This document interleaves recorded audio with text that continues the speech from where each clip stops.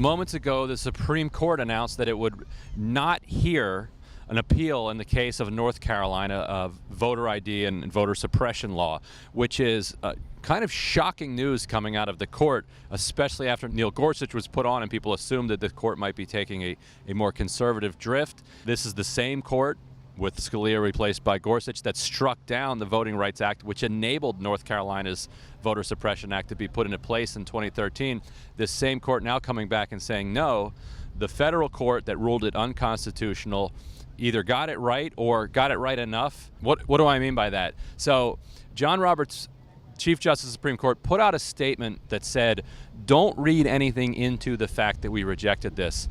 Part of the reason we rejected this case was that we didn't really know who was representing the state of North Carolina. The reason for that is that there was a governor's election in November and Democrats won it, which you'll probably recall because the North Carolina legislature after the election went on this insane power grab where they stripped the incoming governor of all sorts of power. So if you remember that, then you know that there's now a Democratic governor in North Carolina. He told the Supreme Court, don't hear this case. Let the case as it was ruled by the lower court stand, which is a win for voters, whereas the General Assembly said, no, we want you to hear this case. And so John Roberts said, well, because it's so confusing, because there are so many people clamoring to represent the state and they want different things, that we're just not going to hear this. That's nice of John Roberts to say. I don't really believe that that's true. Supreme Court justices don't get too hung up on process if they see a power grab that could be made. In the Supreme Court, there's 9 justices, so you need 5 to win a case, but you only need 4 to hear a case. So that means they couldn't even get 4 to say they wanted to hear it, which means that Kennedy and Roberts both sided with the liberals to say the lower court was correct and we don't want to hear this. The liberals certainly were saying the lower court is right.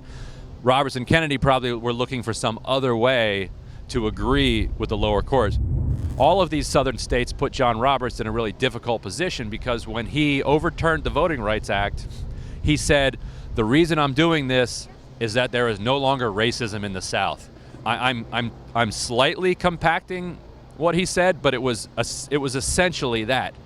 And then days after he said there's no racism in the South, all of these southern states start pushing forward with voter suppression laws targeting African American voters. Now that these cases are coming back to the Supreme Court, it puts him in a tough place because he has to admit that he was wrong in the first place. The way he avoided that this time was to say, well, there's all this confusion about who represents North Carolina, so we're gonna toss this law out.